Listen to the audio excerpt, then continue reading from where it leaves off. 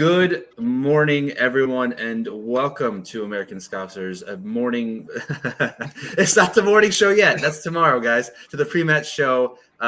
We are here in Arne Slot's first ever Premier League home match, and I am joined by three of the best faces on American Scouser. John, good morning. How are you? Good morning, Mitsush. Good morning, Brian. Good morning, Sir Z. As I mentioned early on, I hope it's still a good morning 2 hours later. It's going to be a good morning. Sir Z, how are you, Mr. Positive? I am positive. But yeah, good morning to you all. Thank you for having me on. And Brian, good morning to you, sir, as well. Good morning. So we are just kind of coming off of this. We were just talking about the 6-2 drubbing of Chelsea against Wolves, and we were just talking about teams that are struggling. Speaking of teams that aren't struggling as much, hopefully today, our team coming up here, one change made from last week. Kind of expected seeing Konate probably back in. I know myself, I thought that maybe Kwanzaa would slot back in after last week's performance, but it is what it is. Unchanged side from that second half then. So initial thoughts. Let's go to Brian, you first. How are you feeling? I know you have made some comments in the fan. I think it was in the Discord channel about possibly running the legs off of some of these players too soon. So are you feeling a little, I don't want to say discouraged, but would you have rather seen something different? It was predictable. We talked about on Thursday night right there. This is going to be the lineup. The only change I could have saw right there would have been Gapco coming in for DS, but it looks like that didn't really happen right there. So I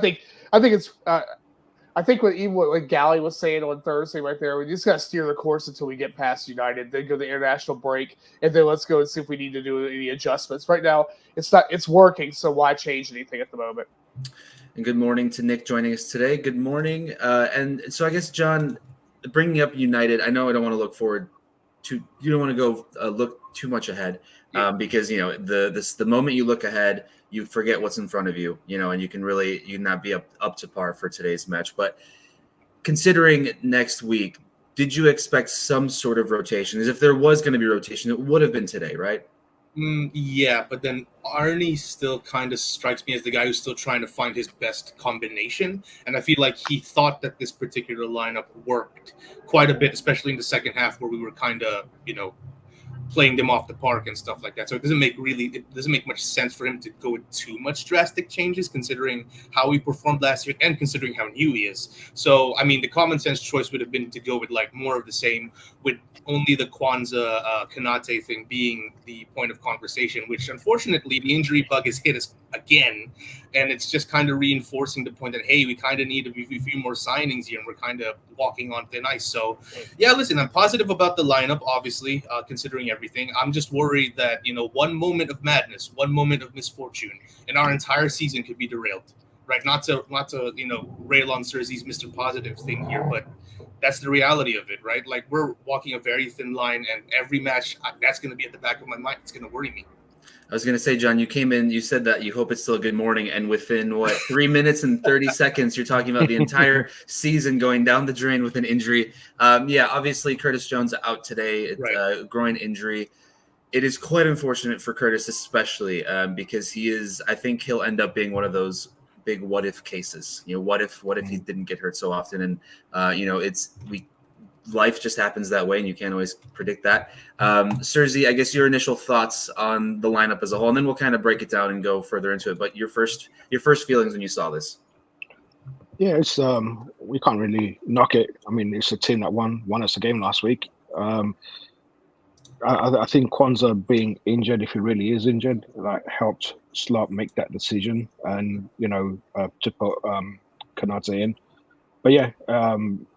You can't really argue with a winning team, and that's the team that won us the game last week. So my only doubt was Robertson. I think Robertson, it's just not the same. And I think there's a mistake in him in the back and going up against. I haven't seen a Brentford lineup, but I'm assuming, you know, obviously Mwamba's playing and Ivan Toney's playing and possibly Carvalho. That's a pacey forward against Robertson and.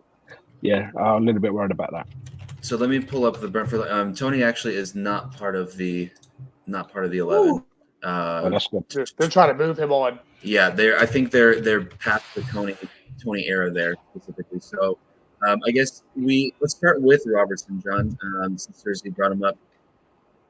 I think we as fans have a quite a sentimental and emotional attachment to Andy, given what he's given the club over the last 7 years, pretty much, right? That's kind of where we're at right now. Yeah, and it sort of feels like we may have run the legs off of him. And as much as he still has the passion for it, especially last game, I think there was a moment, maybe it was 60, 65 minutes in, he just looked absolutely gassed. I think it was a throw in. He kind of just put his hands on his knees, and it just looked like a man that needs another break. So are you worried about that left back position right now, or is it more so hey, maybe in a year we really have to figure this out?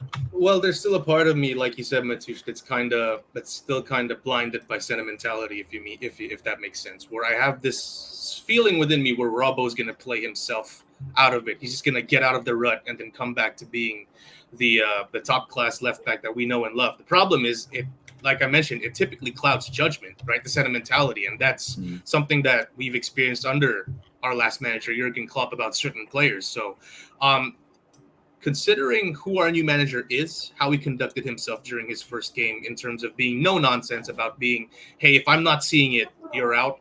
I feel like whether if us fans recognize it or, pundits recognize it, he's going to be the first one to recognize it, and that's the most important thing. So if he thinks Robertson is still up to snuff, then I trust him completely. I'm putting my faith on Arne, but there are some worrying signs. I do agree.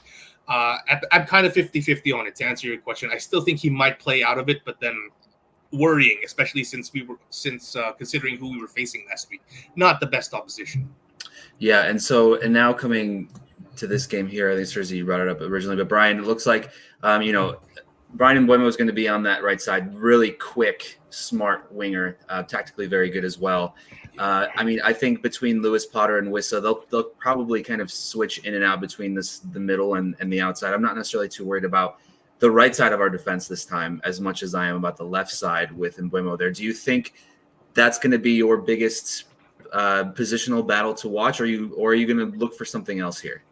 I think my concern right there is having McAllister on that side when he's naturally a defending type number 6 player. I said from the beginning, like that we need to solidify that left side of defense right there on the off season. As we had to solidify anything, but that's another story. And I think that was a worry. I think that this system right there isn't a good system for Andy Robertson. I mean, because he's used to doing certain things, he's gonna get hung out, and I'm concerned. But I think that maybe some tackle switches in there. I mean, if they could switch over, probably Gravenberch over to the other side, I'd probably be a little bit happier with that. And then having him as a base and let McAllister do the runs. But I mean, it's early. Let's see what happens right there. Again, between the disconnect between Diaz and Robertson, it has a pretty bad recipe to it. Yeah, unfortunately, I mean it's been a few years now, and it feels like we're still always in that weird back and forth of they're just almost there, they're almost not there, and then when one of them has been super healthy, the other one has not, and they've just never really gotten that rhythm that we used to see between Robbo and Mane. So speaking of Mane, Sergi, over to you now.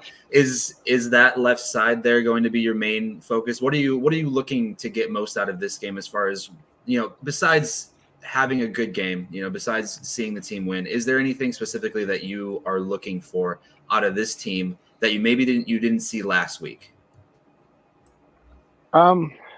Just that they're playing back. It's just so risky, and I know like Slot was talking to Carragher about it, like risk versus reward, and like any other, we can't play against that. We can't play like that against teams like Manchester City and Arsenal. And we saw against Arsenal last season when Van Dijk and Alisson confused each other, and which allowed them to win that game. But yeah, we got away with it last week. And I think, like to Gally's point during the week, Robertson's biggest thing that he can do for himself is to quit international games if he wants to prolong his career with us.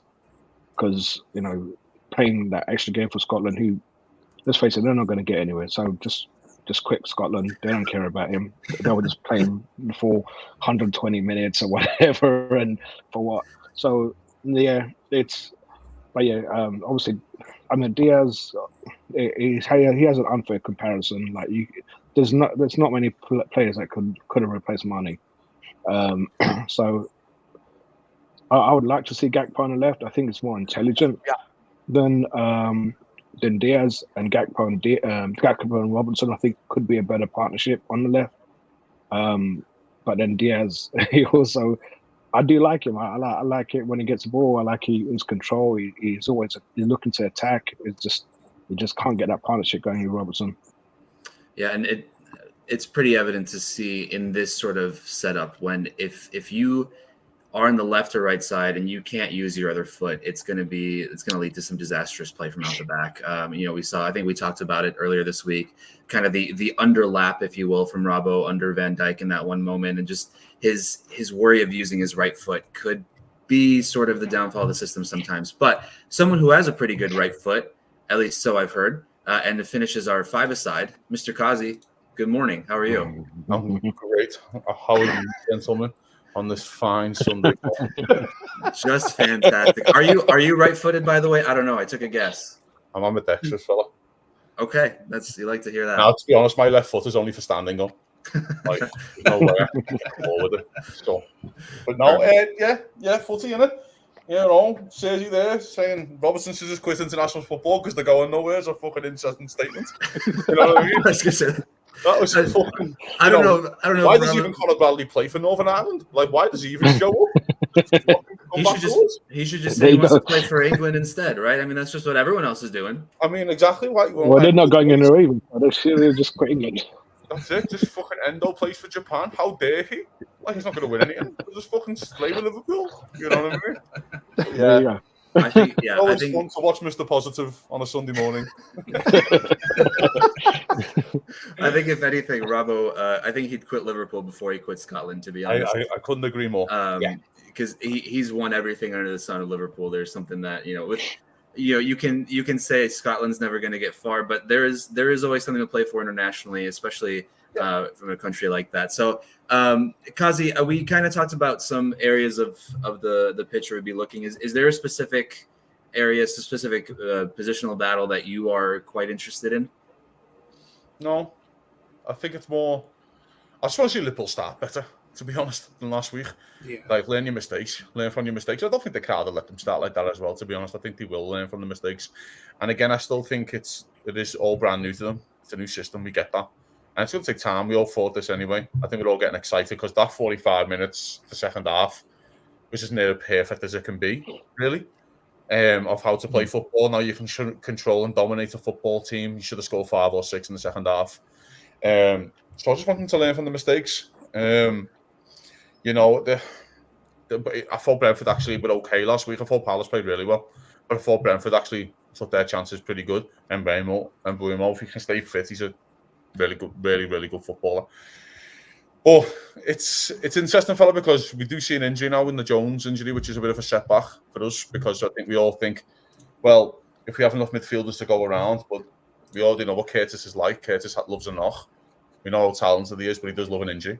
And then now you're in the case of, Endo, which is quite clear that doesn't fit into the system and the team doesn't want. He's probably still for sale. Endo, I think if someone comes in with a £15 million bid, Liverpool probably take it. £20 million bid, they'll probably take it still, even this late in the window. And then at the stage where Joe Gomez is back on the bench. And I think Joe Gomez is on the bench is because I don't think he could deal with the fume of Nat Phillips being on the bench. I think I could bring Liverpool Twitter down if Nat Phillips is on the bench for a Premier League football match in 2024.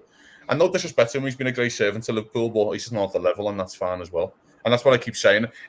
I know we talk a lot on these podcasts about Nat Phillips and the kind of. I feel sometimes it can come across as disrespectful, and I don't want to be like that. I think it's more you're just not at the level, and that's fine. Because there's thousands of other players who aren't at the level to play for Liverpool. It doesn't mean you're not going to be a good, solid lower league, Premier League, high championship footballer, which I think is his level when he plays a continuous amount of games. I think that's his level. So it'll be interesting, mate. I'm excited for the game. I really am. Just to see the lads again. It was nice to see them last week, just to see the lads again. And I just hope that they learn their lessons and we do go out there with our home good side, but not a fantastic side, and kind of that's dominate them. Who are missing their best player, by the way? Who are still missing Tony, who's their best player. Yeah. And that's, I think that's the most exciting thing is being back at Anfield, beginning of the season. Kind of, we're back to the big hopes of the year. And Gally here mentioning that the entire league is playing out from the back with the keeper, right? You've got Muric, Pickford, Pope today, especially pretty nervy. I think we're playing out from the back, fella. He was trying to fucking boot 170 yards forward and got absolutely caught out. That was Pickford yesterday. Sun catching him out. Took it too strong of a touch. So I guess, John, with sort of, I guess you can call it the meta of today's thinking of strategy. If you're going to have a keeper that is going to play out the back, I mean, Ali's going to be one of the strongest at that. He's good with his feet, right? So do you share the same sentiment of being nervous from playing out the back as much as, let's say, I think, Brian, you said last week you're going to have to make another appointment with the doctor here soon.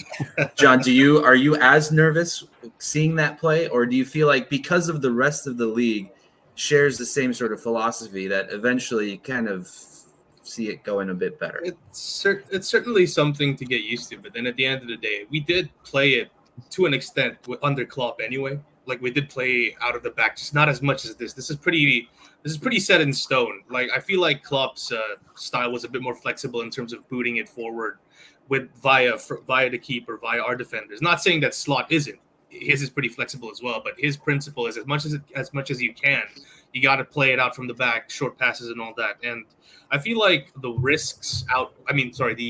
rewards outweigh the risks with it, in terms of drawing teams to us and then just finding that killer pass. It's practically how we've scored most of our goals throughout preseason and during the Ipswich game, where we had teams kind of come onto us, and then it's just that killer ball that releases maybe a Mo Salah or someone like that. So it's definitely nerve-wracking at times, but at the end of the day, you kind of trust these guys who've been through it all, who've seen it all, the Van Dijks, the Allisons, to kind of eventually come to terms with it. We will make mistakes here and there, I feel like, and that's something that the fans should just accept. Right? Like, it's not a flawless system. There will be mistakes from time to time. So yeah, it's a risk reward thing as is with everything. But I feel like, considering the new manager trying to implement his style, it's definitely something that we should get used to and keep doing. It's worked so far. Very small sample size though. Yeah, I'd be a lot better with it if we had younger center backs. Like we had like a younger Matip and a younger Verge. I'd probably be able to have a little bit less nervy. But with the age we have with Verge and stuff like that, that's what kind of throws me off a lot with it. And it looks like that and Konate, I just hope that that Konate, if we do play that in the back right there, that he keeps his head in there, because sometimes like there he just goes his head gets out of the match right there, and he just goes in his own world, and that's when we start having like these little issues. The one thing I'd say about that, though, what you just said there, Brian, which I think is good to follow up on, they're not doing the short passing on the halfway line. They're doing it closer to our ball. So say if the ball does get nicked off them, there's only like a fucking couple of yards that you've got to make up. But they're not getting nicked off them, and you've got to make 40 yards up. Do you get what I'm saying? They're doing it very close. And also, we have a very progressive keeper who stands basically on the fucking edge of his box anyway. Do you know what I mean? So the distances and the gaps when they're doing these small, shorter passes is really interesting, I think. If they're doing this on the halfway line, I'd be a bit more fucking hell. But what I noticed, at least against Ipswich, when you get to more like the halfway line, last quarter of the halfway line, they're firing the ball into the midfielders to say, get that ball away from us. Not this way you do your business, but back here, we'll lead them on for you. But then bang, bang, bang, and it's like 2 or 3 quick passes. What the difference is between the Klopp, I think, is that Klopp used to always look for the long diag between Robertson to the winger, Mane. Robertson to Salah, Trent to Mane, and they were the diag. So we used to do the passing, and then when they get in trouble, we'll just throw a diag and then isolate them one-on-one, the fullbacks. Do you know what I mean? And then isolate Salah one-on-one against anyone, especially Mane and his pomp, they win the battle. So I think that was Klopp's way out as well. But their way out is to fire the ball into the midfielder. It is interesting. I think I don't know if I'm not nervous by it at all. It's more the fact of we are going to see mistakes, and everyone shouldn't lose their heads about it, because they're still learning it. The players are still learning it. The age thing doesn't really massively concern me. It's more because of where they're doing these short passes. I don't know if you guys have seen it today, but Arne Slot just done a 15-minute interview with Jamie Carragher for Sky Sports. It's on YouTube, guys, for our American friends, if you want to try and watch it. And he breaks it down tactically. He feels like he's one of those managers. If you ask him a tactical question, he'll just give you the tactical notes and go, "This is exactly what I need to do." I told the lads that the passes, and he says against Ipswich in the first half, he said, "I like short passes between players, 5-yard passes." He said, "But we were just too close because they were pressing with a 4, so we were just getting outnumbered." He said, "So I told them to start splitting the passes to make it 10 yards quicker. So then basically you've got more space to fire into the midfielders, and that's what we've seen with the Gravenberch turn, and that's why Gravenberch looked like he was in 15 yards of space every time we got the ball in the second half." So when you actually listen to him break it down, it's one for our American guys, listeners here. Please go out and sort it. It's on YouTube, watch it, and he breaks down exactly tactically how he wants to set up. Yeah, and it gave me really confirmed me insight a little bit, but also it confirmed what we were kind of looking at. But he was going with the 9 and 10 and isolating the full and isolating the striker to fire the ball into the midfield and stuff. Super interesting, super tactical, and it was a very much business-like interview, like all of the interviews have been, which is business. Yes, Sergi, did you catch that interview as well? I didn't see. Yeah, I watched it last night and I watched it again this morning, and it's like what Kazi is saying is, and I think both me and Kazi said this as well. Like, it's very Rafa-like compared to Klopp. Like, it's very tactically. It seems like he really studies the game like inside out. One of them, he studies our position inside out. He studies us inside out. And I think that for people who just started supporting Liverpool from Rodgers, post Rodgers, and all they've known as Klopp, they're going to see a very different Liverpool. And it's like going back to how Rafa was. I mean, we were successful under Rafa.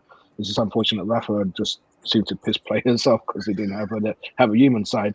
I think that's where Slot might be different.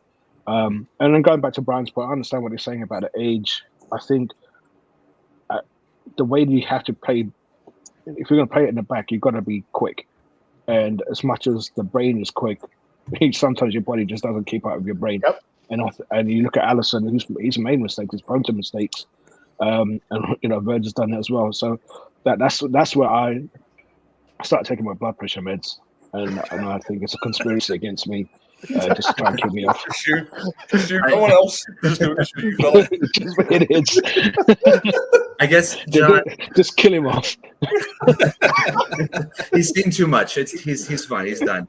I guess John, the one counter argument to that you can make is that because these players are older, they have more experience, that they'd be able to mentally make the right decisions, though, even if their body isn't quite as up to as they have been in the past. You can still argue that the experience that they have can allow them to play that system a bit better, right? It's the argument with Verge. Like I and you and Timuchin have talked about it quite a bit on the Monday show, that he's adjusted quite well considering the pace that he's lost because of those 2 injuries. And I fancy him to kind of be like, if he stays at Liverpool, if he continues playing for some of the top tier clubs throughout Europe, to kind of age like wine, kind of like Thiago Silva does, because he's a very smart player. Physically, you can't beat him in the air, right? Yeah. And he's still got that, like, even with the injury, he's still got that turn of pace when needed. Like, he can still pretty much out sprint you. So, and the same with Alisson. Like, he makes mistakes here and there, but there's no keeper who doesn't, right? And you kind of fancy him to kind of, bail us out more often than put us into trouble. So it's for me, it's the experience, and it's the fact that these aren't just any players; these are world-class players. Right, who's been the spine of our best team in the modern era, which is what gives me 100% confidence for me to kind of back them, to integrate themselves very, very well into this style. And hopefully Liverpool find a way to have them put, the pen to paper, right? Because, we're kind of dying for something here. Not to make this like a signing sort of thing. This is a pre-match podcast, but, just had to segue there for a second. Yeah, you can only age as fine as wine if the contract allows you to do so. Exactly. John Henry's at Liverpool, by the way. John Henry's there to watch our first game today. Is he? Yeah? He's there to sign contracts.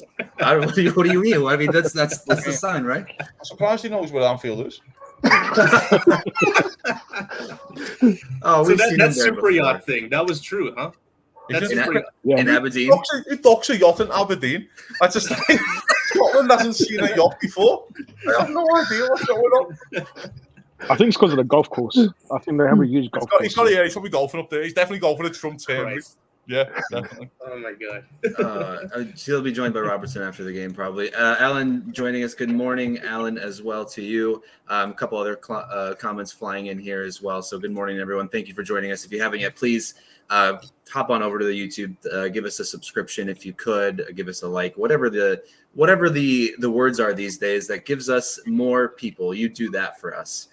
So I suppose as we start sort of kind of wrapping up this pre-match show a bit, Brian, any additional thoughts from you before we get into score predictions? As anything else to watch for? Is there something specifically that you think that you'll be interested in?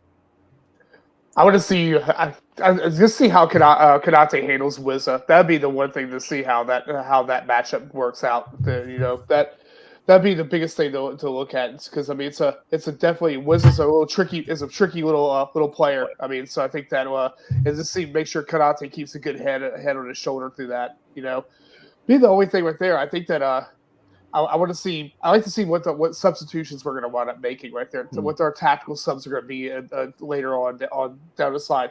Because again, like that I said last week, I was kind of gutted for Harvey not getting minutes right there. So I really want to see Harvey get some time in there, and that's my biggest thing right there with it, is to see where we go. I don't want to see that midfield get ran for a whole 90 minutes again, like we talked about earlier right there, because we're just going to run the legs off these guys, and it's not a fan of it.